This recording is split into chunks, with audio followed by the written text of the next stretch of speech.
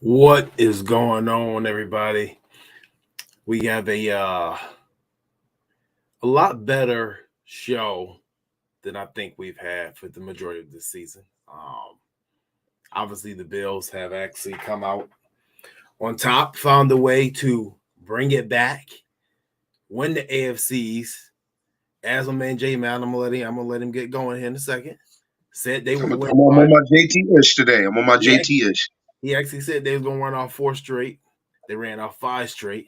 Last one in Miami, thus becoming for the fourth time.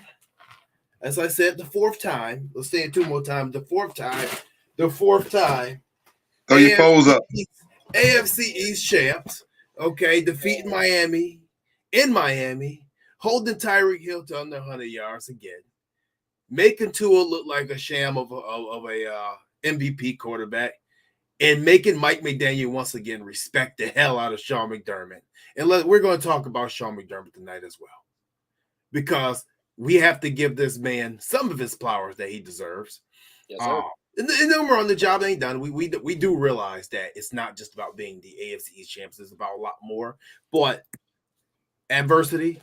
We got my guy D Dot in the house with us again, our resident QB coach, J Mal. I'm just gonna let you go. Talk that talk. I'm on my sunglasses J Mal stuff today. Okay. Not only y'all, when I come with the sunglasses on, I'm talking that talk. I'm talking my talk. This message goes out to the negative Bills fans. You know who you were when the Bills were 6-6. I came on this very show, our show, and I told y'all these sunglasses right here means chill, just be cool, relax. Because I told you all when we were 6-6, relax, we good. We talking about a panic button and are you concerned? Are you worried? I sat here and looked at it and I said, relax, we good. All we got to do, and I said at some point, and this was even before the 6-6. I said all we got to do is win four straight at any point this season, and we good. I told y'all we go into the bye week, we good. Relax. Negative Bills fans, quit being negative. You know, you got to understand, you got to believe in the team. I did. I believed. I understood the team that we had, and I understood how we were losing games. We weren't going to games getting our butt whooped. Sometimes you just got to figure some things out. Being in the locker room before, which many fans, you all have been in locker rooms before, you know there's peaks and valleys throughout the season. There's no such thing as that perfect season. You're going to hit storms.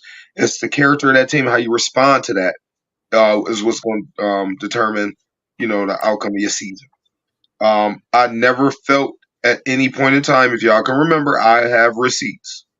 I never felt at any given time during this season that the Bills would not make the playoffs. I never felt at any given time that the season was in trouble. Never once. So I'm here with my sunglasses J Mal. I'm on my JT-ish. I'm going to talk that talk today. I told y'all, relax.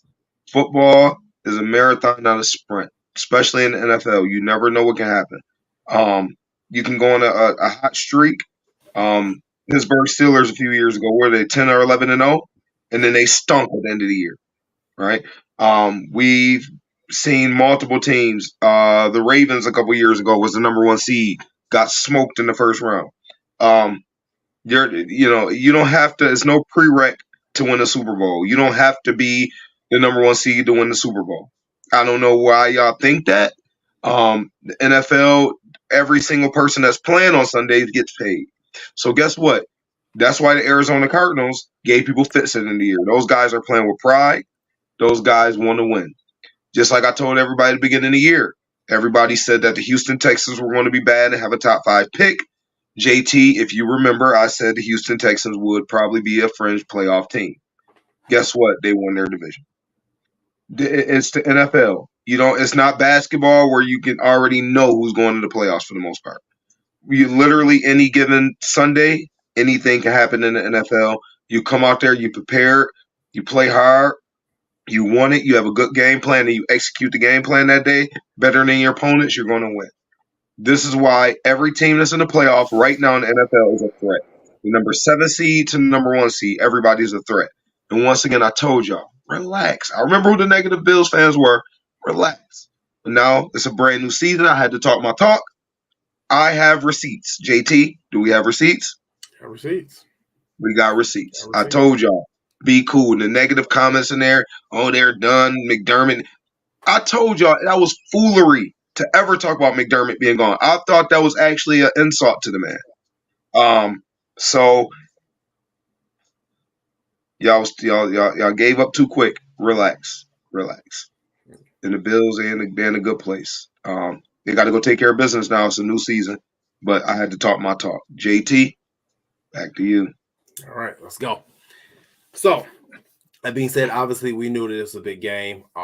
When we saw the schedule a few weeks ago, probably right after the Eagle game, we knew that the season could come down to this game, and this could be possibly the situation that it actually ended up being, where you go to Miami, you're going to play this big showdown game, flex game at that, possibly for the AFC East division title. And you knew all Miami had to do was lose one of the 2 games versus Baltimore or Dallas, and Buffalo had to win out. So obviously our schedule kind of played in our favor. Their schedule did not play in their favor, pretty much. It happened. The Bills went to Miami, and, I'm not going to lie, I was kind of worried about this game. And I was more worried about this game because the way the Bills beat them handily and Buffalo in week 4. Okay. That being said, the Bills did what they had to do. They won. They grinded it out. It wasn't a pretty game at all. I felt like it was a game that we controlled all the way through, but we just weren't capitalizing inside the red zone. And I thought our red zone offense was actually putrid this game, to be completely honest with you. It was. But actually, D-Dot, I'm going to come to you first. What did you think about the Bills' offense? And then what do you think about Josh Allen's performance and the turnovers inside the 30? Yeah. The turnovers inside the 30, man. The one pick where he threw, where it was the pass was intended for Gabe, that was just poor. I think we've gotten a feel that Josh's timing is a little off in the offense, right? He's shown that he's had either too early of a trigger or too late of a trigger, and oftentimes that's when you're not comfortable with the timing, the route combinations, how you're going to actually attack a defense. There's some kind of disconnect still with he and Brady, I believe, and Josh in the offense. Yeah. But what's crazy is the second half, we see those glimpses of when those connectors start to actually connect, So as far as the picks are concerned, the one to Gabe was not good whatsoever. The other one on the 4th and 2, that was honestly, in my opinion, I feel as though that was a smart decision on Josh's behalf. Because I believe they were at the, I recall, they were probably at the 27, I believe. They're a little bit further. They're a little bit further back. Yeah, it's probably about the 37, somewhere around there. Okay. Yeah, I think it was like the 37. Yeah. Okay. Yeah. So 37. I wish it was a better throw to give this guy a chance, though. I wish it was a better throw, but I'm not adverse to the decision if you're going to go for it on 4th and 2. You know what I'm saying? From what I saw, and I didn't see the all 22 viewpoint of it, but from what I saw with even the camera panning and the guys where they were positioned on the field, it seems as though everybody was plastered. You know what I mean? Like they had a defender on them, and it really wasn't a window. Now, the thing I will say though is this: I wish that Josh, and this is where I talk about the timing, I wish that Josh would have held on his foot just a half a tick longer, hit that flat route to Dalton Kincaid, because he was open. He was open in NFL standards, man. And if he would have hit him there, that's a first down. He got off of the read a little too prematurely, and then all of a sudden that's when he escaped. So I believe it was just one of those things where Josh is a guy who has to actually see the window. He's not horrible at anticipating, but I believe that, his arm strength makes up for the lack of anticipation that he has sometimes. So when he sees that, he didn't see the throw, so he came up off of it and was like, all right, now I gotta make something happen. So yeah, I was encouraged. I was discouraged by the red zone offense, like you mentioned in the beginning, JT. And I saw Mal, nod his head, man. I was discouraged by that. But second half was crazy. like second half, the way that they came on second half, I was just like, yo, that's where it really seems as though Josh really tuned into how they wanted to attack the defense and then started to actually execute. And that's where that execution came in. So I think that if he has a better feel and a better sense of timing, beginning from the jump, I think that'll be better. But I mean, that you could say that for any game really. Yeah. No, I agree with everything that you said. I feel like, I don't know if it was the second half, it was just the connecting dots or a sense of urgency, or maybe just kind of settling down. And I don't think we're settling down because we said at no point did I think the Bills not have control of this football game, especially on the offensive end. I think we left about at least 9 points on the board in the first half. Oh, JT, one thing. The throw to Diggs, it gives me it seems as though Josh's throws to Diggs are coming out a little flat. I don't know if you guys get that vibe too, but the first throw, the second throw where he completed it, you can see Diggs was able to adjust, grab it, boom, and then be able to tuck in, of course, complete the pass. The first throw he threw to him when he just bopped Jalen Ramsey, man, out his draws, right? It seems though Josh threw that a little bit flat and didn't give Diggs a chance to be able to just put his head down and run if he needed to. Diggs excels when he has to do that. He's not a guy where you just throw it to, you throw it with little air to the spot and he's just framing it right there. If he's running up under that thing, man, and it just drops under his shoulder, he's able to control his speed. He's able to, run his feet really well. So I think Josh making that second throw, that adjustment rather, I think that was key too, man. So I forgot to mention that part. No problem. No, you know what? I just think offensively, I think that they controlled this football game. We didn't run the ball as well as we probably would have preferred. But, obviously they ran it 21 times between the backs along with Cook, Fournette, and Ty Johnson. So it still showed that a commitment there. I thought that they actually kind of went away from the run a little bit too long. I think it was maybe the third quarter, away from it a little bit. But no, other than that, I thought that the offense actually played well all game, except like I said, poor execution within the 30-yard line, opposite part of the field. I think that's a part of Josh's game that he is yet to clean up, and he has to clean it up. You can't leave points on the board.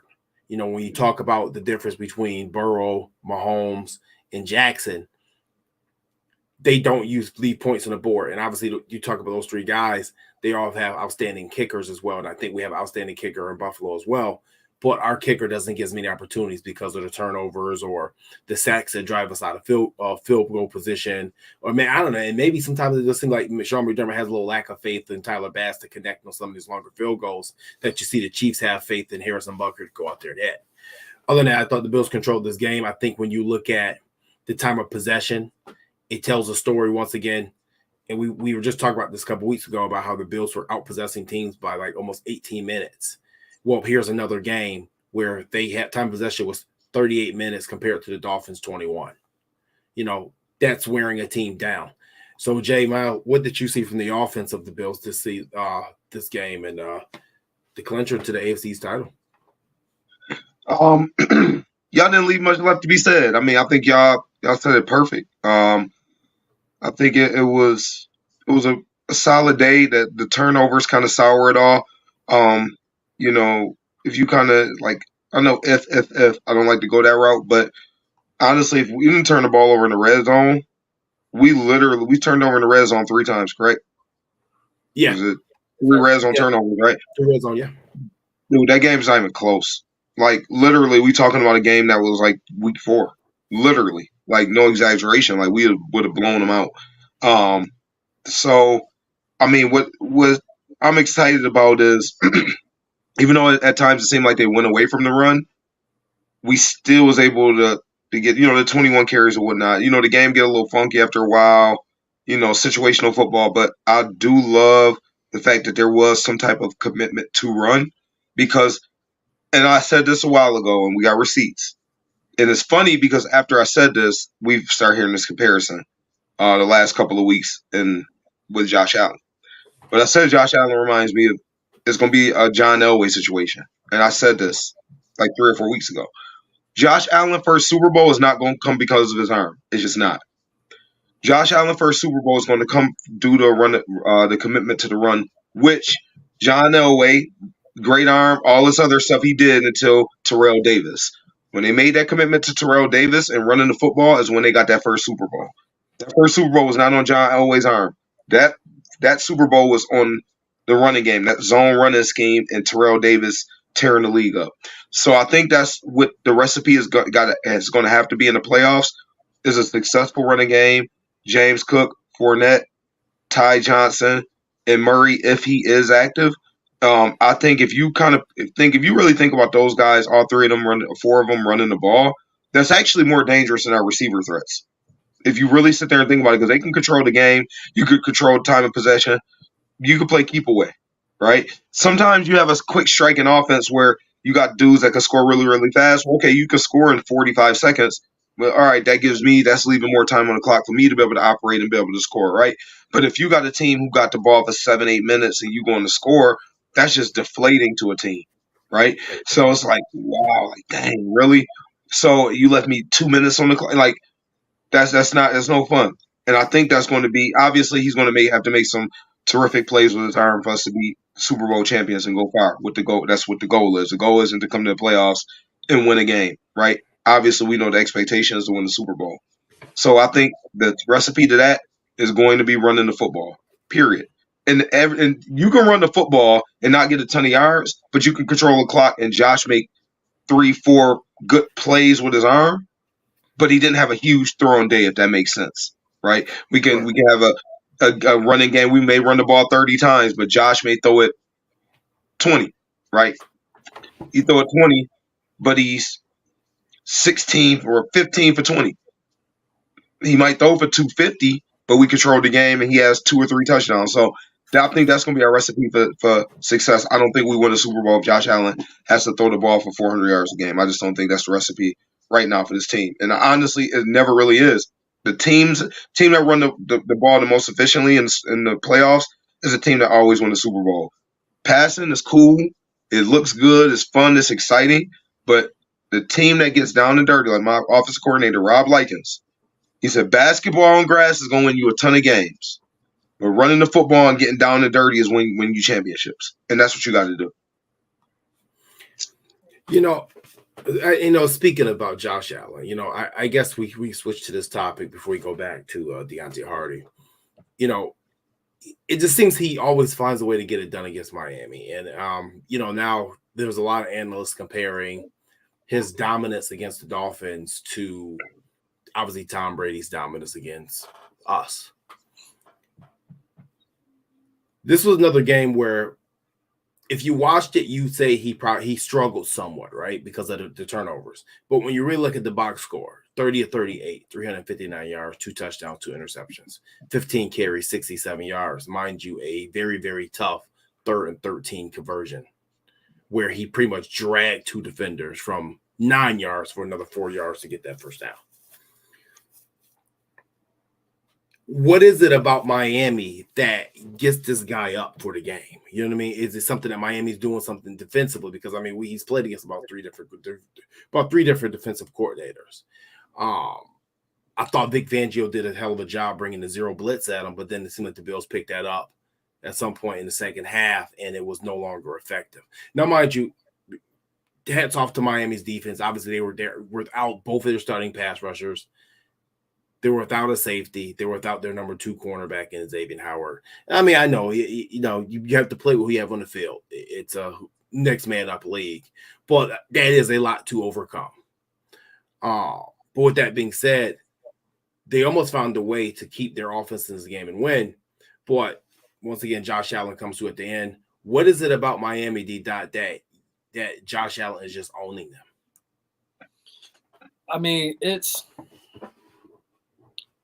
I believe it's a combination of the system that they have in place. When they had Flores there, you already know it was a lot of man heavy stuff. So the Bills were able to eat with a lot of crossers. They ran a lot of crosser routes, man. Diggs was killing them with crossers, man. He was eating like Xavier Howard's lunch, and Xavier Howard's we already know he's got a great skill set, right?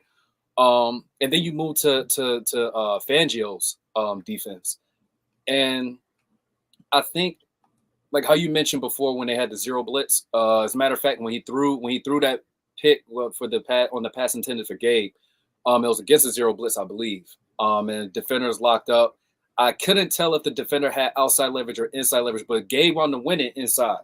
So Josh, holding, like that's what I mentioned. When you hold it for a tick a little bit longer, then you're good.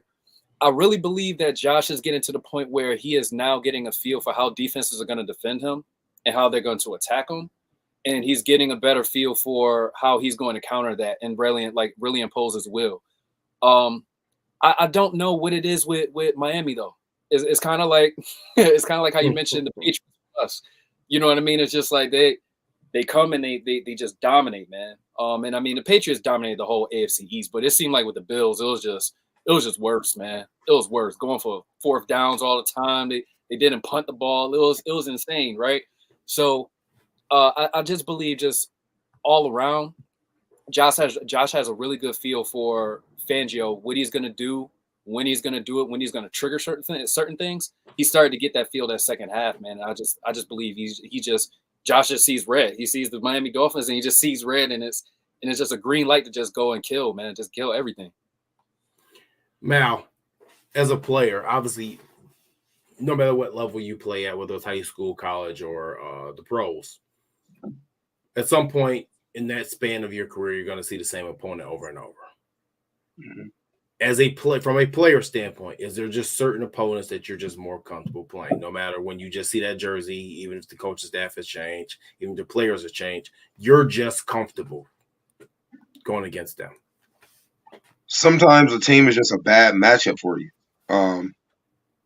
That's just what it is, right? Because if you think about it, the Miami Dolphins they were built to beat the Chiefs, not the Bills. That's how they constructed their team to beat the Chiefs, to win the AFC. They're poor, like the Bills they're going to continue to give them problems until they start to structure the team to beat Buffalo and contain Josh Allen, to be completely honest with you. And then, let's be honest here. Even though Josh Allen has turnover problems, how many games did he not have us in position to win? That's the better question. I mean, he always give us a chance. We just being real, there's never been a situation where he's had turnover after turnover after turnover. Let's hope it doesn't happen. But at the same time, let's talk about what has happened. There hasn't been a situation where there've been turnover after turnover after turnover, and he had a chance to be able to make that up and get us in the game, and he just continued to just put us in the opposite direction. Easily, if you look at a game, if we could have easily looked at this game and said, if somebody was like, okay, we lost by 14 points, right? You could easily say it was the turnovers. But instead, he turned that into a positive, right? He maximized on the plays he had to make, right? With his legs, and he still made plays with his arm. That play to Shakir, dude, he's not gun shy, right? A lot of quarterbacks, after they throw 2 interceptions, they're very cautious. He letting that thing rip, so that he's always and that's why I'm like, let Josh Allen be Josh Allen. For me, do I want the turnovers? No. But at the same time, I'll live with it, because the same thing when he threw off his back foot and completed that pass, people it would have been batted down or no. But then everybody's cheering on how great of a play it is. It's like, it's one of those things that you got to take the good with the bad with those, and I'm willing to accept that. For hard as it is to find a franchise quarterback and a quarterback of that caliber, give me that all day. And a guy that's going to throw picks and get turnovers at times. I think this probably be the highest of his career. I can't see him turning around having 18, 19 turnovers. I don't think that'll ever happen again in his career. If it is, it'd be like down the line to just be a one-off. Like, I don't see him having this many turnovers again. I don't see that.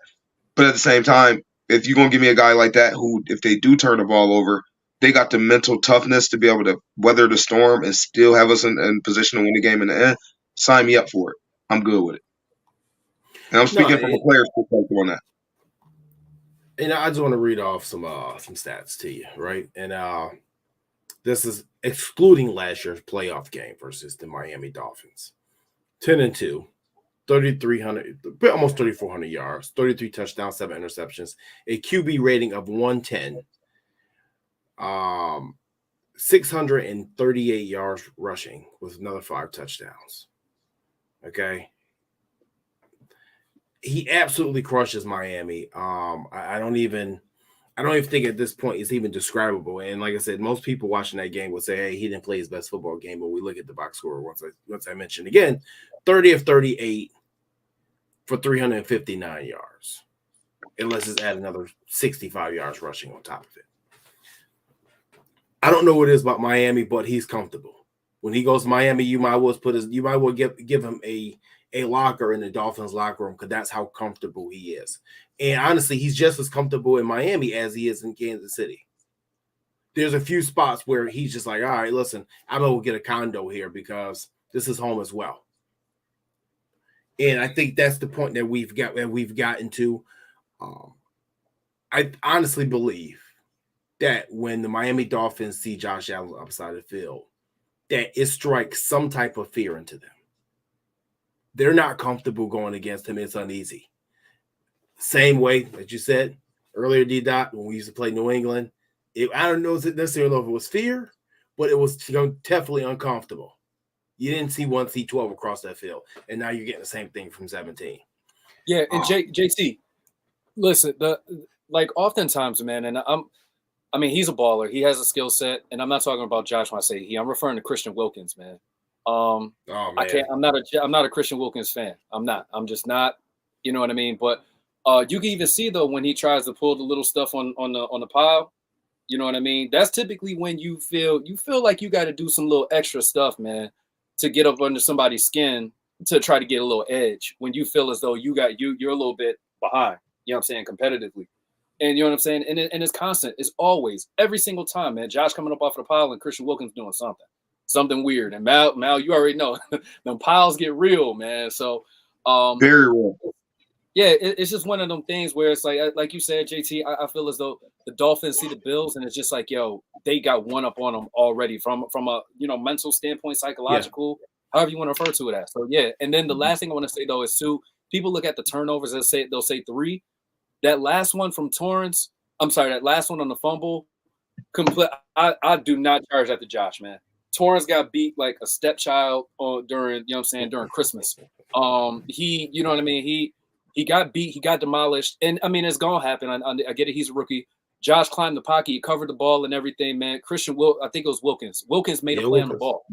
Yeah, he made a play on the ball. You know what I mean? You're not gonna win every rep. So when people look at that, you got to see the context of the whole play of when it happened. Yeah. And let's be real here, real quick before you go, JT. Christian Wilkins, he's one of the best defensive tackles in the NFL. Absolutely. Like that dude is special. So all he just took it from him. That dude is freakishly athletic, freakishly strong, freakishly fast. He's a damn good football player. He's a great football player. So I just wanted to throw that out there for people saying the foolish stuff. Oh, he just took it from him. That dude different. Yes, definitely. Yeah, he's also freaky in the bottom of piles as well. Because this is the second year in a row that he's grabbed Josh Allen's man-child, and Josh didn't even have kids yet. Josh ain't got no kids yet, and I'm sorry, he may have touched Josh down there more times than Haley Stanfield at this point in time, and this is a problem, and that needs to stop. He's too good of a player. He's too good of a football player to be doing that type of shit. All right, and this is the same guy that did the 4 fingers deep in Clemson as well. So this ain't this goes back to college. Something has to be done. Like listen. Would you take him on the Bills? Yeah, but I mean, I don't put a dump in his locker next to me or stuff. I'm not. This ain't got nothing to do with the football player, man. This got to do with and I know Ray Cruz talking about Dominic Castu. Dominic Castu wasn't grabbing men. He was stomping on people. Yeah, he wasn't doing that. Dominic Castu wasn't doing that. I would much rather have a player try to inflict extra pain on me than to try to make me feel uncomfortable by technically sexually assaulting him. Okay, you can call it what you want to call it. That is sexual assault. That is a crime. There is no point on any football field that there's any play that you're supposed to grab some man's junk at the bottom of a pile. He's too good of a football player for that. And I thought that they got over that last year when they dapped it up and they were cool. And here we are again. Now, I don't know. Maybe he got a crush on him or something. I don't know. I don't know what his thing is. Boy, if you do, DM him with that shit. Stop grabbing his junk at the bit of a pile. Like it's disgusting. It's terrible. Like it's horrible, man. Like I come from the era of antagonists of people like Brian Cox and Rodney Harrison. You know what I mean? I don't know what the hell this is. I don't know what you're doing. I don't know what you're doing. Now I thought you said JT was gonna be chill today, man. JT went off. I am chill, but it's just like, man, like what are you JT-ish. Like what are you doing, man? Like seriously, Yo. like No, I agree. But yeah, I would take him on the Bills in a heartbeat. I would, but you know that you have to work that stuff out first. But moving forward, man, I gotta ask this question: as bad as this special team unit has been all season, and it's been one of the worst special teams units in all of the NFL. Mm-hmm. And it has not been common in the Sean McDermott era. I have to ask this question. Harty's 96-yard punt return for a touchdown, which completely changed the momentum of the game, got the Bills going, and actually was the longest punt return for a touchdown in Buffalo Bills history. Was that the biggest play, in you guys' opinion, of the Bills' 2023 season up thus far? Mal, I'm coming to you first. Absolutely. Because you look at when the play was made, what it did, and what was on the line. That punt return literally changed the whole momentum of the game. Just think about if he said a good punt return is 10 yards. If he just had a nice 10-yard punt return, there's no guarantee what's going to happen after that. That dude put it into his own hands, took it into his own hands, and made the play. And I think that was definitely the biggest play of the year. I'm happy for him. I've been a Harty fan all year. I definitely think he's still an elite returner. I do think he will be our returner next year, and I think he's going to now think about it when teams punt and when you game plan special teams wise. Now you're talking about directional punts. Now you're talking about all types of thoughts and game plan that's going to go into play. You may play a starter more on special teams because you got this guy who's a threat to take it right to the house, right? So it's a bunch of different things that go into play, and I think that's what made it the biggest play of the year for me. And the moment that it happened, it definitely is the biggest play of the year. Yeah, I agree. Mal touched on everything. I also look at where that unit has been. And not performing up to par or even past par. You know what I mean? They've definitely been below average, man. Looking at that, it seems as though that might be a bit of a redemption type of event. Hopefully, that could be the crack in the dam that just lets the floodgates open. You know what I'm saying? Now you start getting chunk returns. Now all of a sudden you start getting these big momentum swinging returns. And give the offense some great field position, so we can shorten that field that we got to drive, which will also cut down on possible, drive-ending penalties, which we've actually been really good at with this year so far. But when you start stringing together drives that are like 7, 10, 11 plays, that opens up for those penalties to happen. So hopefully that can happen even more. But yes, definitely the biggest play of the year so far, in my opinion, too. Let's just look at it this way, right? If that play doesn't happen and he doesn't make that return when he makes it, the Bills may not win that football game. If the Bills 100%. don't win that football game, you don't have the 2 seed. You don't have a home game and potentially 2 playoff home games. You're not playing. Well, you definitely have 2 home games. If you win, you definitely have 2. Right. You're not playing Pittsburgh next week. You're playing the Dolphins again, who would be getting Mostert back, most likely, Jalen Waddle back, and just maybe possibly Xavier Howard. So you're playing I would say that's a totally different Dolphin team, missing those three guys particularly, right? Unequivocally, that is the biggest play of the year. Mm-hmm. And I remember when he caught the ball, I'm like, "What are you doing? What are you doing?" And I'm like, "No!" And in literally 2 seconds, it's like, "All right, yeah, go, go, go, go, go." They made the mistake of out kicking their coverage team. And I think we've been waiting for him to break one all season. And much like the Nyheim Hines 2 returns against the Patriots last year, this one was bigger than those. Now, those were emotional. Those are emotional returns. It had a different feel to it. But this literally changed the outlook possibly of the Buffalo Bills' entire season and playoff scenario.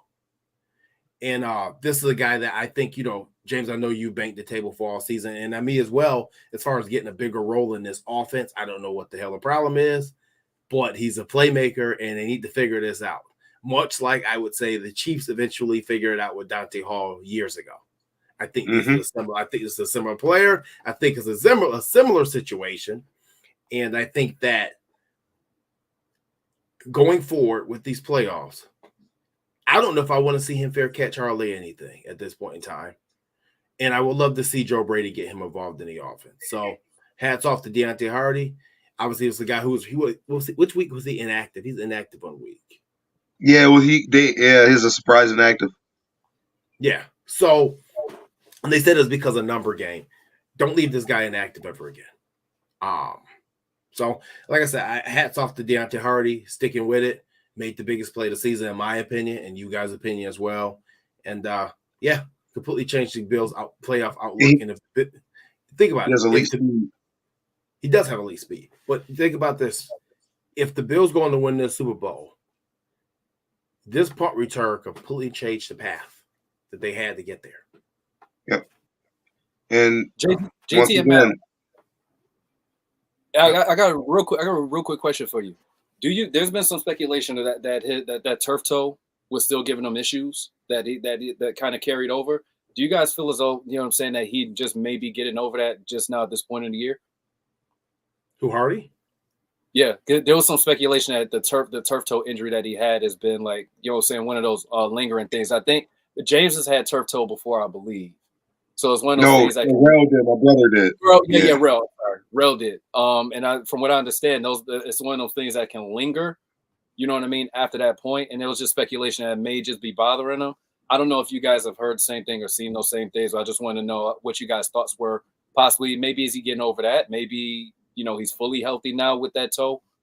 I don't know.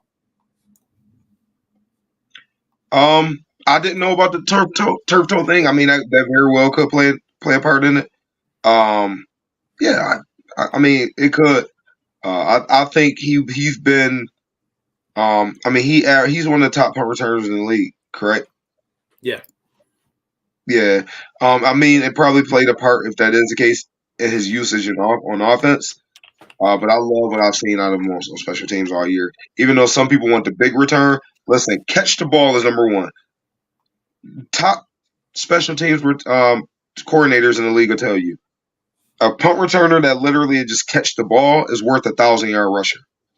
Because 2 or 3 muff punts in a season can literally give you 2 or 3 losses. That can change your whole everything.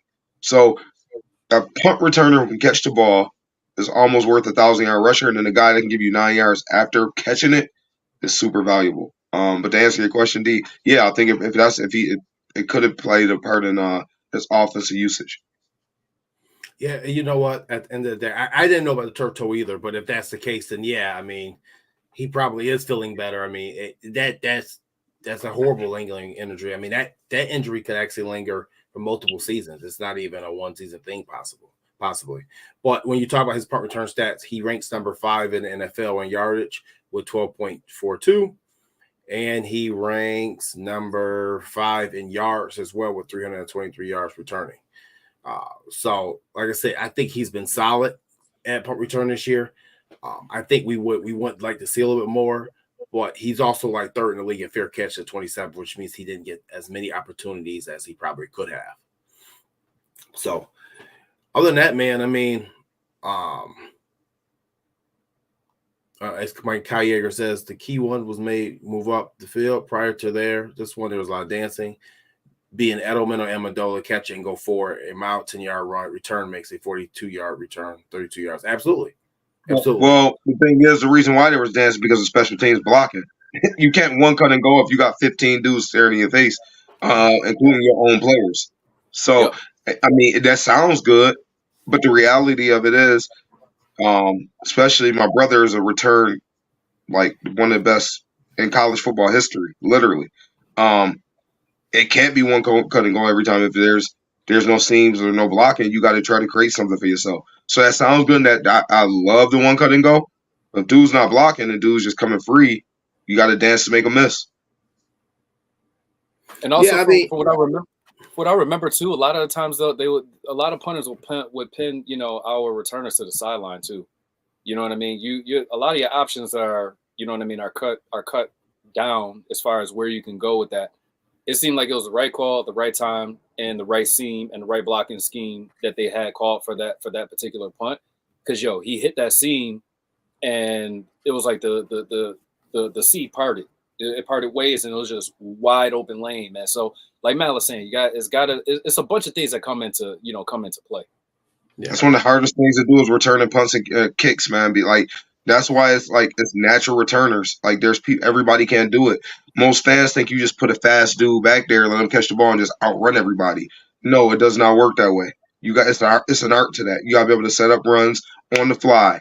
You got to be able to understand where the seams are, where they're going to be. It's a lot that goes into being a really good returner. That's why they're so hard to find. Why you think Andre Roberts played in the league for 11, 12 years by being a return specialist? Because they're so hard to find.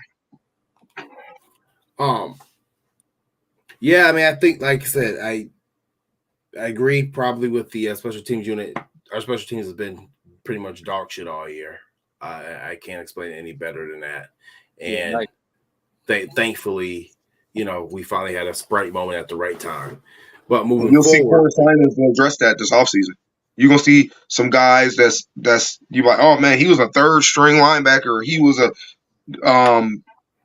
third string defensive end.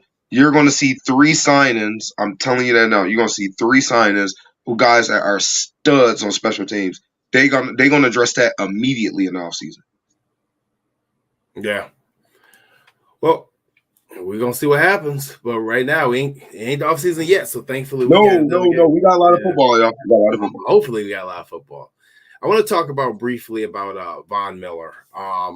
Obviously, Von Miller only played a handful of snaps in this football game, and he finished the season with 0 sacks.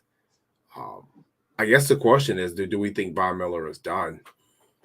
Is he going to recover from that torn ACL? Obviously, at his age, it's a lot tougher to do. It's not as easy as it was the last time he got it. So I think this is a fair question. Is he done? Are we going to see the same Von Miller? And we'll make a quick deed out. What do you think? I don't think we'll ever see the same Von Miller.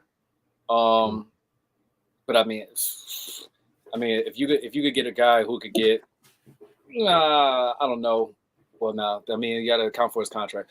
Keep it short. I don't think we'll see the same Von Miller. It won't be the same guy. I mean, you could hope to get some production, and he could help bring up some of the younger guys, that you drafted, that you still got in the edge rusher room and things, teach some tricks, leverages and stuff. But I don't think we'll see the same. Mal. I think he got another 10 sack season in him. I do. And the reason being, he's a guy that take care of himself. So we look at it, he's 34, 35 years old. And if you're playing, and don't forget here in Buffalo, he's not going to be asked to play 75, 80% of the snaps, right? He's going to be a guy who's probably going to play 50, 55-ish % of the snaps. He got to start next year. That's what it is. When you look at the salary cap number, him and Russo will be our starting defensive ends next year. That's a fact.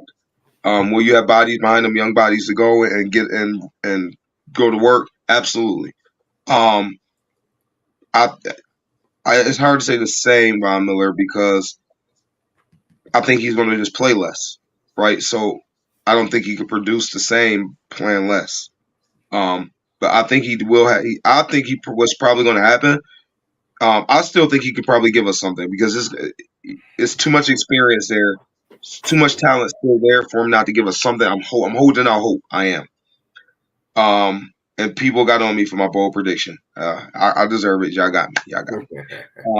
But I do think he's gonna give us something at some point during the playoffs. Like, whoa, where that's been. And then you're gonna have the negative ass people. I already got a few people in mind who are gonna say, "Oh, about time finally did something." They find negative in everything. Clowns, Muppet babies. That's another story. So I think he has another 10 sack season in him. And then I think to say 2024, he is a 10 sack guy, or 2024, 2025, 10 sack guy. Then he'll probably go to 7, 8. And then retire. Think about it. Yeah, I mean, I still think he's a better version of like. I think he's going to like. If we saying he can't get 8 sacks, right? We're saying he's not better than Jerry Hughes. I can't see him not recovering and being better than that. Me personally, I don't see that. So to me, he's going to be a 10 sack guy for at least one more season, maybe 2, because he's in elite shape. He's one. I'm not saying he is LeBron James. He's one of those guys that take. If you look how he's built, he take care of his body. You know, he doesn't look like. Oh man, did you see? Ingram? Yes, Melvin Ingram. My brother and I, Terrell. He's like, yo, what happened to him? Yo, the man is round now. He's not that. He's not that. You see Von Miller, he's still cut up. He's still. I mean, I still don't even think. For me personally, I don't even think it's that bad of a contract. If we can get out of it after a year or two, I don't think it's a bad contract, because if he comes in and gives us 10 sacks, and then don't forget, what a lot of people fail to realize is he draws people here. When you talk about free agent recruiting, Von Miller. Dude, you talking about Leonard Floyd is here because of him. Big boy Edwards, our extra lineman, he's here because of Von Miller, right? I know I'm forgetting some JT. Taylor Rapp. Those guys are here and took those deals because of Von Miller. So negative Bill fans that want to say things like that, I understand he's not giving us the production we want. We get that. But don't forget the value he has. Yes, he has a $20 million tag. But y'all don't see y'all complaining about Leonard Floyd being here, Edwards being here, Tyler Rapp being here, and there's probably other guys on the roster that is here because of Von Miller influence. Y'all ain't complaining about that. So, I mean, I think, and then the mentoring he's doing, you've seen the D-line grow. Look at Ed Oliver, man. It's no coincidence that Ed Oliver happened, and he's taking off now. Look at what Greg Russo's doing. Yeah, he ain't got the sack numbers that people want. That dude is so solid. He's getting a big extension, man. That dude can ball. So you look at all of that, man, and look at Epinesa. Like, all of that matters. Von Miller, man, that matters. You know what I mean? So I do think he's not done at all. I'm a Von Miller guy. Heck no, he's not done. I think he has at least one more 10-sack season in him. And I think he has 1 or 2 more 7 to 8 sack seasons after that. So I don't think he's done. I think next year will be his last year in Buffalo. If this possible domestic case doesn't take a turn for the worse. If it takes a turn for the worse and he's suspended for anything in 2024, don't be surprised if the Bills get rid of the contract through the morality clause. Okay? Yeah. At that point, it becomes business. Like you say, $20 million price tag. The Bills are going into the offseason technically $42 million in all. Listen, that cuts your deficit down almost half. It is what it is. I don't think he's done. And I think that if he remains in Buffalo past this season, I think next year he will have, like you said, maybe 8, 9 sacks. He's not gonna play as much. Well, we have to actually see because we don't know what's going to happen with AJ Epinesa and things like that. Who's going to be the other guys they bring in, because they're really thin at the position at this point in time. At the end of the season, they're thin across that D-line period, with everybody being mostly a free agent. I think for the rest of this season, we'll see him in situational pass rush situations. When we play, if we make it to play a Baltimore, I think you will see Von Miller play a lot, because there's going to be stuff on the other side of the field that is nothing that he hasn't seen. So you're going to see him in a lot of contained situations and things of that such. If we play a team like Kansas City, where, Patrick Mahomes will get rid of the ball quick, you may not see Von Miller as much. So I think that that's going to be the situation with him. we'll see what happens. Hopefully he can turn this up come playoff time, because we got him here because Jaren Bean said he wanted a closer. Well, this is the time that we signed him for, was him to be a closer in this time of the year. We need it. We got to get off this 5.6 ERA and get this down and get some scaves here. So hopefully that'll happen. I don't know. I don't think we'll be leaving inactive for the playoffs at all. So we'll see what happens. We're moving on to the final topic of the night. Now, obviously, this season has been a somewhat up and down, and at points and times, a tumultuous one for Bills head coach Sean McDermott. Not only because the media was on his ass for, the struggles of the team, and then obviously the fire at Ken Dorsey, which people said was he tried to scapegoat Dorsey. He was the real issue. And then we had that cowardly attack by Ty Dunn in the media about the 9/11 reports that he left out. Okay. All in all, as many people called for his head, said he should be fired, said he couldn't win, said he couldn't get the job done, said the Bills weren't going to make the playoffs, Sean McDermott held steady, and this team rallied around their head coach and their defensive coordinator. Because we have to say defensive coordinator, because that's exactly what he is as well. And they got the W's they needed, playing multiple good teams. Okay. Super Bowl contender. Super Bowl contender. Won the AFC East, number 2 seed, and almost in the driver's seat of their own destiny going through the AFC playoff race. But people wanted his head. I have to ask this question. Did Sean McDermott silence his critics with the big win, or did he only silence them for now? And he still needs to at least get to that big game. D-Dot, I'll come to you first on this one. I'm gonna say he silenced them for now, and the only reason why I'm going to say that is because so many people have been so cynical when it comes to Sean McDermott. But you can see from the jump, from beginning, as soon as he said, "Okay, I'm going to take on the DC and the HC responsibilities," the questions started swirling around. Oh, can he handle it? Oh, well, his time management stuff hasn't been happening. Yada yada yada yada yada. And it was just met with, it wasn't met with celebration. You know what I mean? Because we know Sean McDermott, he's a defensive guy. Like this is what he does in his sleep. It wasn't met with that. It was met with a whole lot of, it seemed like I feel as though it was unearned criticism. I'll put it like that. So I think that he just silenced them for now. And just also how, Bills fans have been going lately.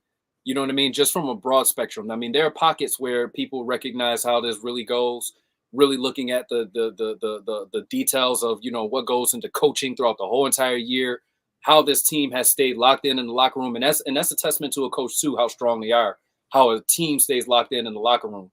When that 9/11 BS came up, there was an implosion there. Even when the Diggs situation came up, there was an implosion there, even though they questioned, how he responded, et cetera, man. So I think that he just silenced them temporarily. I'm a Sean McDermott guy, though. You know what I mean? I like his approach. I like his unwavering, faith-based approach to things. I can 110% appreciate that, and I just like how he just goes about it, man. It's like he's cool as the other side of the pillow. You know what I'm saying? So I'm behind the guy. You know what I mean? I honestly, I don't really pay attention to the naysayers anyway.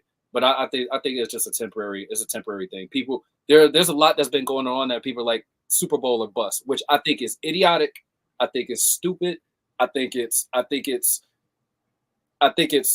ass backwards. I'll say that. You know what I mean? When you look at the grand scheme and the progression of everything. But that's just my approach to it. As you speak, I'm looking on Ty Dunn's X account to see Twitter as an ex, not his ex-girlfriend. That'd be kind of weird and kind of Christian Wilkins type of deal. But I'm just looking to see what he posted. Mal, did you? While I'm looking, did he silence some of his critics? Excuse me. Oh, wait a minute. Don't you know too? The Giants fired Bobby Johnson. So that's one other guy that said some stuff on McDermott. Just saying, they fired him today.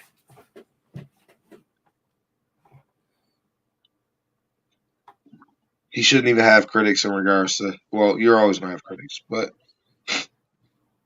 those people are just negative, and they're always gonna find something negative to say about people. So you'll never silence them.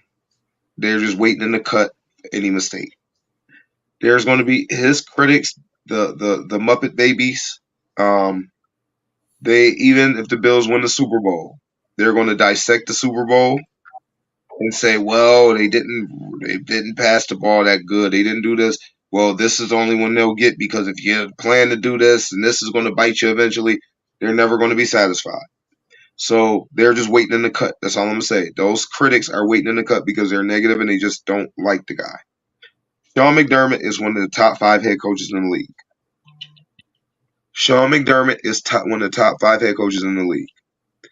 A head coach is a leader of men. Let me say that again. A head coach in the NFL is a leader of men. You can get a very good coordinator, a very great offensive mind, very great defensive mind. They can come in for 2, 3, maybe 4 years, get you a couple good seasons because they're going to outthink people, out-scheme people. But then at the end of the day, you got to be able to lead those men. Period. When there's adversity hit, when the media hits, when there's all types of stuff in regards to just let me say just shit. How are you going to keep that team together? Right? A team with sky high expectations that was 6-6. Most of them fold. Look at Philly right now. Just sit back and look at Philly right now. And what are they saying about Philly? Lack leadership. Broken. That's the problem. And that's usually a lack of leadership. Not saying it can happen, but we're talking about right now. McDermott is a leader of men. And that's what you need to be. Why do you think people don't say Mike Tomlin is one of the greatest coaches of all time? I'm going to say that again. Mike Tomlin is one of the greatest NFL coaches of all time. And the reason why? He's a leader of men. You got Pickens and you got Deontay Johnson in that locker room, who both have strong personalities. Yeah, it rears his head at times, but at the end of the day, their ass is in check. If he was in one of these other teams, right, it would be a problem because they're not a leader of men. We have a leader of men, right? There's going to be bumps. There's going to be all of that. You can't negative Bills fans. You can't win the Super Bowl every year. Bill Belichick went on a drought where he didn't win Super Bowls. Was a 10-year gap, and he got 6 of them. Excuse me. So, in regards to the McDermott critics, I think it's foolish. I think it's unrealistic. I think they're approaching it like it's Madden franchise mode. And there's going to be peaks and valleys. I think a successful tenure for him, I don't think nobody will complain if he won 2 or 3 Super Bowls with the Bills. I don't think not one person will complain in his tenure. How many Super Bowl championships do Andy Reid got? Was it 2 now, right? 2, yeah. Yes, 2. How long has he been a head coach? Over 20 years. And how many times people say he's a bad head coach? How many people now they raving about him? But he has 2 in 20-something years. Yeah. Come on, man. I think it's totally unfair to critics. It's totally unfair. And they ran Andy Reid out of Philly. Yep. And it was because there was questions about him being a leader of men. And then sometimes when you go to that second job, you get it together, JT. You get your stuff together. But I think McDermott is the guy to lead Buffalo. I think people are foolish for the criticism. Like I said, when we were 6-6, they even talk about firing him. You're tripping. People talk about all these great offensive minds. They think about the offense, score points, score points, score points. But what's going to happen when stuff go down in real life? Let's talk about real life. When real life shit happens in that locker room and you need a leader to direct them through that, what is that OC going to do? He can't drop a reverse pass and fix life situations. He got to be able to deal with that. He got to look him in the face and be real with him. Look him eye to eye, man to man, and handle that. And people don't take that into account. They thinking these are robots. These are human beings, man. It just pisses me off when I think about it because the head coach when I was in Tampa, Raheem Morris, for him not to be a head coach right now is just preposterous. Raheem Morris should be a head coach in the NFL. He's a leader of men. Then you got these dudes that says they score a lot of points to get a lot of yards. They're getting jobs, right? That's ridiculous. But that's a whole nother story. McDermott, critics, but they in the cut. They always gonna be there. McDermott is a hell of a coach. We got one of the top 5 in the league. All right. So for me, the Sean McDermott critic silence, it comes twofold, right? I think for now he's silenced him. I'm not a critic, so I'm not one talking about him. I don't believe in fire him. I don't believe in making a change. I believe that he's done way too much for this franchise as a whole, almost acting as a team president to repair this thing completely from the ground up, that he deserves more respect than he's gotten. I've said that multiple times this year. When the Bills went to 6, fell to 6-6 in a game that they should have won against the Philadelphia Eagles, I will say, people tried to say that this team was fractured. The locker room fractured. He lost the team. Well, after the KC one, I think it was pretty apparent. Not only did he have the backing of ownership, but he had the full 110 support of those 53 guys that suit up for him every single week. Now, do I think he's a Marvin Lewis? I do not think he's a Marvin Lewis. I do not think he'll be here for 10 years without winning. Well, he's already won more playoff games than Marvin Lewis ever won, but he's not that guy. He's not going to be that guy to sit here and the Bills are not going to eventually make it. Is he Andy Reid? No, I don't know if he's Andy Reid or not. I mean, Andy did go to a Super Bowl with the Eagles, a little bit probably about somewhere towards the mid area of his run. I look at him more of a Tony Dungy. Are you sure this is a guy that you want to move off from? Are you sure? Because you think you can have better, and it can get worse real quick. Obviously, we saw the Tampa Bay Buccaneers win a Super Bowl after Tony Dungy with John Gruden there. Obviously, with some high-priced free agents that they signed and the Keyshawn Johnson trade. But the culture was set by Tony Dungy. And then we saw the same questions come up with the Colts, and Tony Dungy eventually won one. Or he eventually won one, or he won two. Forgot how many he won with them, but he at least got his one. I don't think that Sean McDermott has fully silenced the critics because, like I said, if they lose this game against Pittsburgh, they're going to come with the pitchforks again. The Bills need to reach the Super Bowl. Win or lose, they need to reach it. Okay, this is the best team that the Bills have had under Sean McDermott, and this is the time to do it. What he's done with these last five games is pretty much remarkable. And I asked a buddy of mine who plays in the NFL the other day. There's been questions of his play calling ability or him calling the plays as a defensive coordinator, as a head coach, and that the Bills may not want him to do that next year. Well, I asked the question of why do guys like Zach Taylor, Sean McVay, Kyle Shanahan get to call the plays on offense, but a defensive-minded head coach cannot? Right? What's the difference here? There is none. It's just a different thing as a trend. But I will say this about Sean McDermott, and now I'm going to talk about Sean McDermott, defensive coordinator and the play caller. Okay? He held Tyreek Hill this year in 2 games to 10 receptions for 130 yards. Just in 2 games. This is a guy who was on pace before he hurt his ankle to possibly break Calvin Johnson's single-season receiving record. He's 73-41 as a regular season head coach. The defense has been top 5 3 out of the last 7 years, and top 10 5 out of the last 7 years. The switch from him to Leslie Frazier resulted in 54 sacks this season compared to the 40 last year.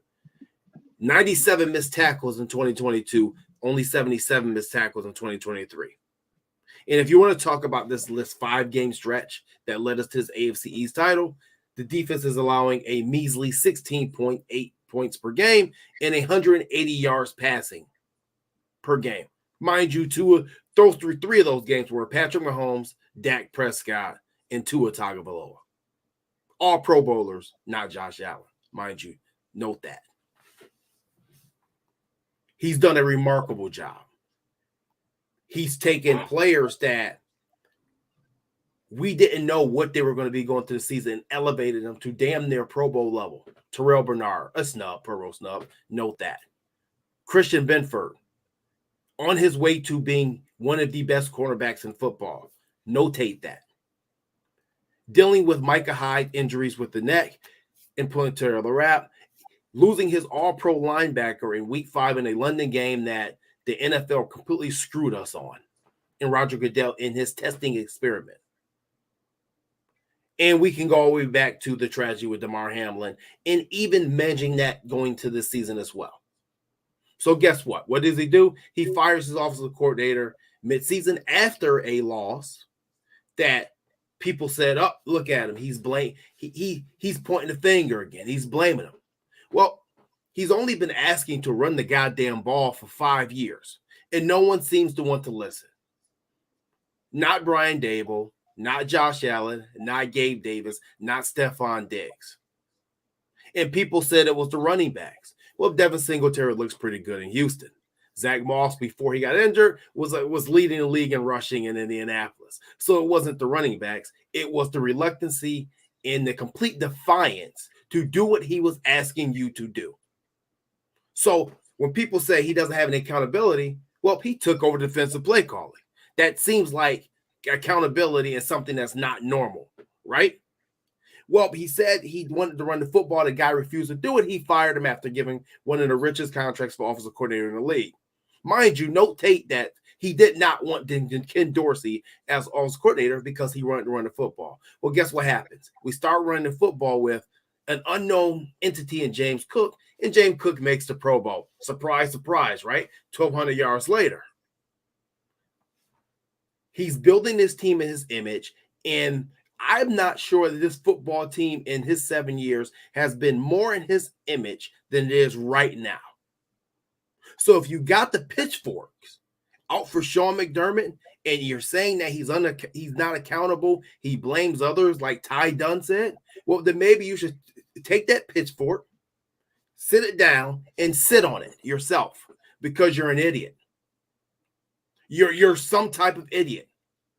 This team right here is Sean McDermott's team. This running the football, this ball control, the time of possession, the hopefully limiting the turnovers. This is what he's been asking for. And we've gotten the results from the defensive coordinator. And guess what? We're getting different results on offense. That's him. It's because of him. Say what you want. You talking that talk, JT? You talking that talk. And I want to add this. You mentioned that Andy Reid went to the Super Bowl in Philly, right? Yeah. Guess how he got there though? Not doing it his way. He didn't do it his way, and what happened? It went downhill from there. He signed T.O. because he couldn't control him. He wasn't a leader of men at that time. Couldn't control him. And then guess what? They had that turmoil. T.O. and McNabb butted heads. Think about what happened after that. It never was the same in Philly after that. It never was the same. McDermott, like you said, he's doing it his way. It's his way. When Andy Reid went away from that because he is Super Bowl hungry, which everybody is, you start doing things out of the ordinary that's not in your nature, kind of come back and bite you. And it's important to be a leader of men. I just wanted to add that in there as we talked about that. Yeah. Anything to add, D-Dot? Yeah, man. The question of if he, him calling the defensive plays, to be honest with you, we know it's an offensive-driven league. So I treat those kind of comments with a grain of salt. Offenses is the sexy side. So many times people forget about defense. So many times people completely forget about special teams. Like it's a three-headed monster, man. You've got to and Sean McDermott talks about complementary football. That's what the Bills are playing right now. Complementary football. He said that from jump. Complementary. And like how you alluded to, JT and Mal, you doubled down on. He said what he wanted the team to do. You know what I'm saying? He said he's wanted to, and honestly, really, running the football is imposing your will on the other team. It's imposing your will. I'm lined up in front of you. I got to get to this spot. I got to move you from this spot to that spot. What you gonna do about it, homie? That's really what it is. You know what I'm saying? So, I agree, man. All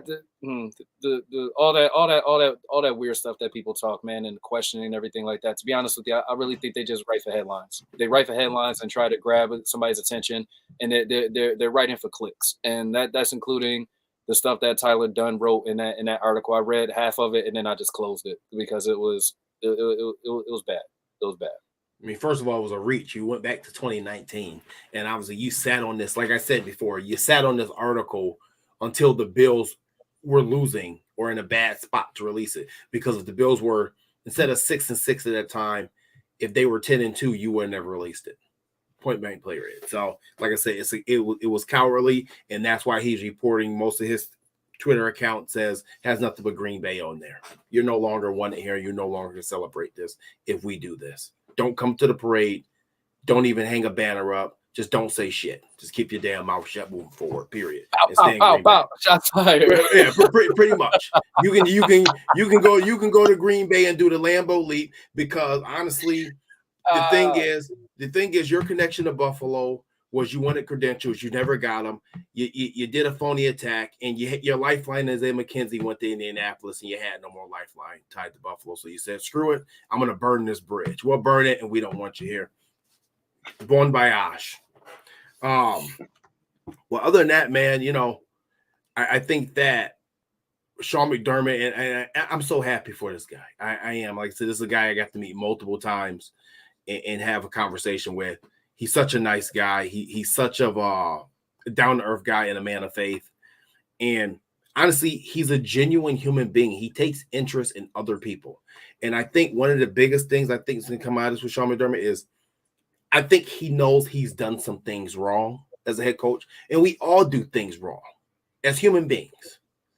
But when I saw him take part in dancing after winning the AFC East championship with Stephon Diggs and his team. Mind you, a Stephon Diggs who caused a whole hell of a lot of trouble this offseason, right? And gave Sean McDermott headaches for the things he was doing behind the scenes. He still shows his love for other people. And I think now, moving forward, he's going to let his guard down a little bit. He may not be as strict as he was. And I'm not saying he was strict as Bill Belichick or the Patriot way was in New England, but he wasn't Doug Marrone. Yeah, he wanted to, he wasn't necessarily Rex Ryan either. Okay. I think this is going to loosen him up and be like, hey, you know what? I can relax a little bit.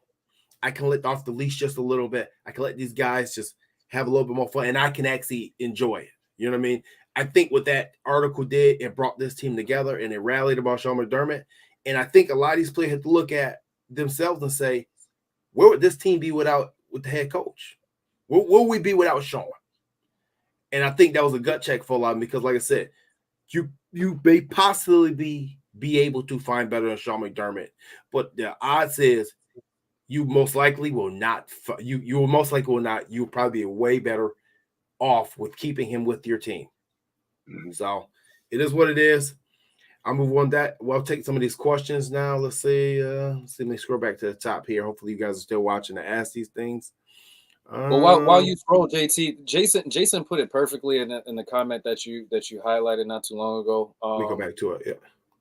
Yeah, that as long as you've got the guys in the 50, those 53, in the locker room, and I know that James can attest to this, man, because that locker room is different. You know what I mean? Football is literally a fraternity. You know what I'm saying? It's a lot of times not about what you know, it's about who you know. And when they're behind those locker room doors and walls, that's why there's a reason why you have media time for media to go in there. You know what I'm saying? Outside of that time, those dudes are in there, man. These are dudes that you sweat with, you bleed with. You know what I'm saying? You're ready to go through, a brick wall. Now, honestly, I really feel as though there's a reason also why you hear so many players say, "Yo, I love you, man." You know what I'm saying? We hear that a lot. And I think that some people really don't understand where that comes from. But when you're going through the trenches with these dudes, man, it's real.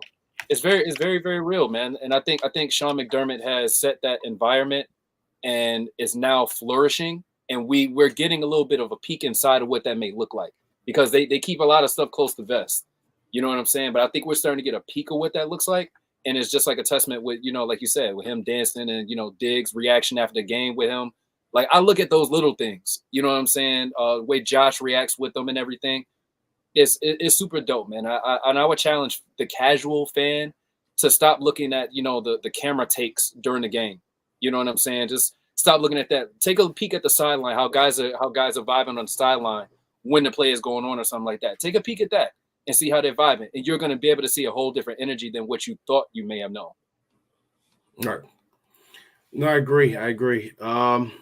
Let's see here what we got for some questions here. A guy James says he caught the Philly streak. Everything had to fall our way. I knew we got to week 18 with the chance of vision. It was a wrap. Ray Cruz talking about Deontay Harty says he needed his $250K bonus, which he did get that bonus on that return. Hey, boy, get paid. Oh, you know what? And I think Ray Cruz we're talking about Khalil Shakir a little bit. He said he might get some more playing time with Gabe Davis ailing. You know what? I'm going to say this about the Bills' offense. The Bills' offense is a lot better with Khalil Shakir than they are with Gabe Davis. Just being honest. Yeah, just being honest. So I think that you may see a little bit more explosion in this game versus Pittsburgh. Cindy Martini Jack says we have cap space. No, not going to off season, but we do have multiple ways to create a lot of cap space. We're not strapped completely. So let's see what else. I heard JT is a cap guru out here. I keep that to myself, but I heard he's a cap guru. I like to dabble a little bit. I like to dabble just a little bit. Cindy asked, is there any updates on TJ Watt for us? Well, they said Douglas could have returned to the game, but Dane Jackson convinced him to stay out. So I think he's good to go. Tyrell Dot suffered a shoulder injury. I heard nothing about that. Ty Johnson had a concussion. So obviously that's just going to be a protocol thing. Gabe Davis has a PCL sprain, but they said it's not serious. But I don't know if that means he's going to play this week or not. TJ Watt will not be playing against the Buffalo Bills in this playoff. Yeah, he's got an MCL, right? Yeah, that's it. Yeah. He will not be playing in this game.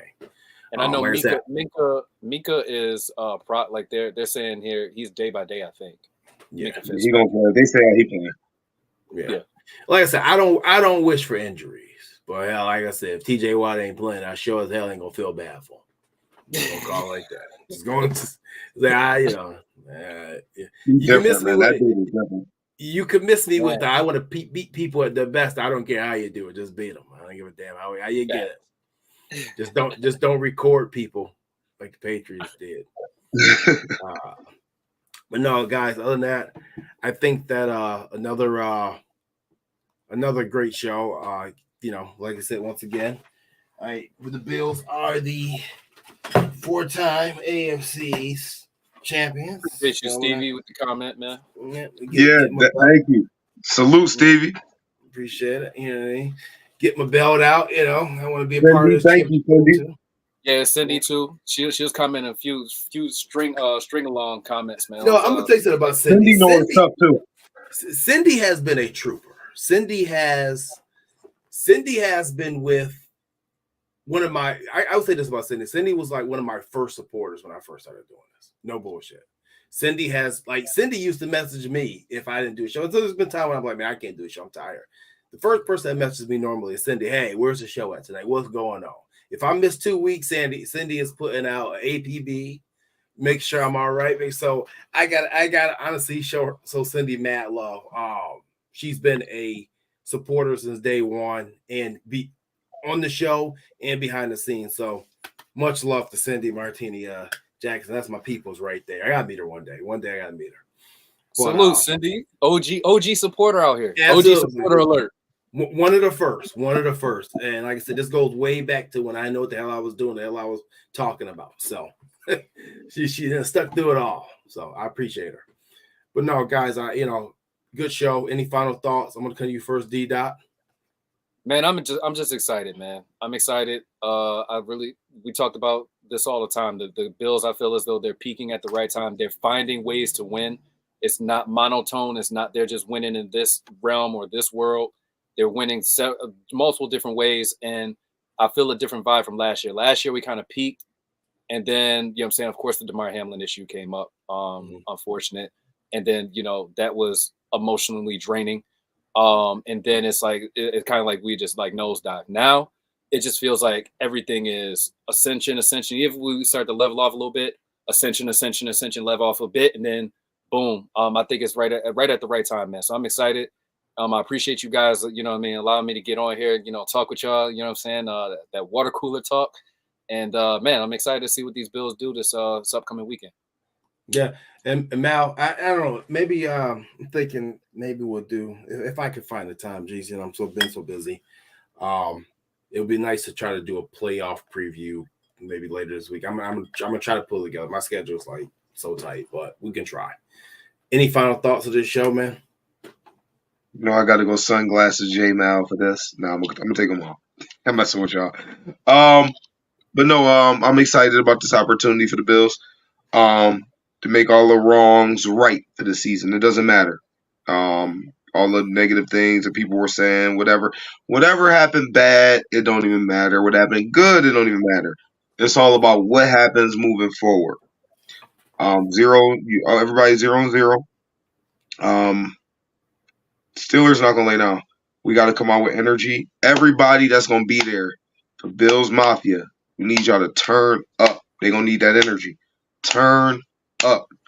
Believe me, Bills Mafia is an advantage. So Bills Mafia, bring it. If you're gonna be at the game, bring it. And let's go out there and let's go get this W. So I will say this as my final thoughts, and I appreciate you guys for all the kind words, Jason and Doug. Actually, I met Doug last year at Batavia Downs. So that was actually pretty cool. Shout out Doug and Jason. Yeah. So I would say this, man. The Bills are probably one game behind where people thought they would be. Record-wise, we're right where we thought they'd be at the beginning of the season, the AFC East champs.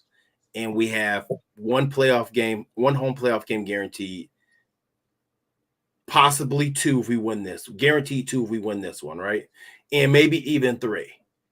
So the Bills are right where we thought they would be at, even through all the shit that happened.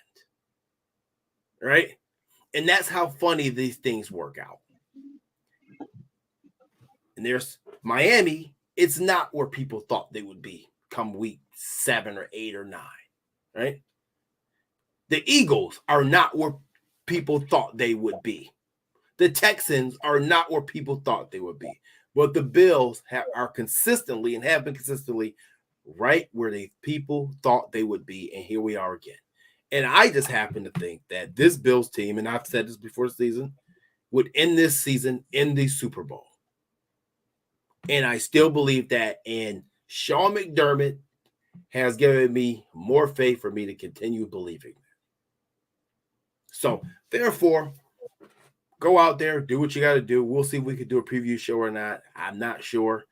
I'm going to reach out to Arthur Moat, see what he got to talk about. I know, Arthur does a podcast about the Steelers, and I've done a show with him before. Maybe see he can hop on and do something with us possibly if he has time. I know he's a busy guy. But that being said, listen, right where we want to be, AFC East champs.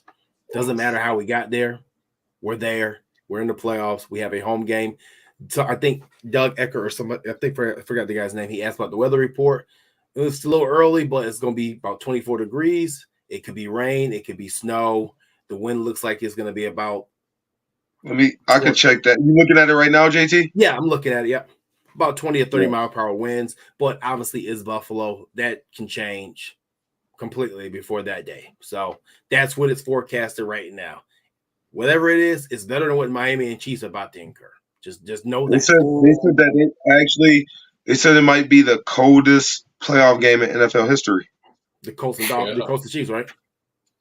Yeah. The Chiefs and the Dolphins game, yeah. So either way, whatever we have is going to be better than what they have over there. So Christian Wilkins better not try to grab nothing, man, because his hand might get stuck and it might be all over. You know what I'm saying? Sports Center. You're gonna get bitten in frostbite and all in the same sentence with Christian Wilkins. But no, man. Yeah, go Bills, go Dolphins. I have an agenda with the go Dolphins, beat the Chiefs, Dolphins, get them out of here. That way we can get the winner of Houston or Cleveland if we can win our game, and then Now, question: Is it matchup like, or seeding. is it the bracket? Seeding. So they do reseed it.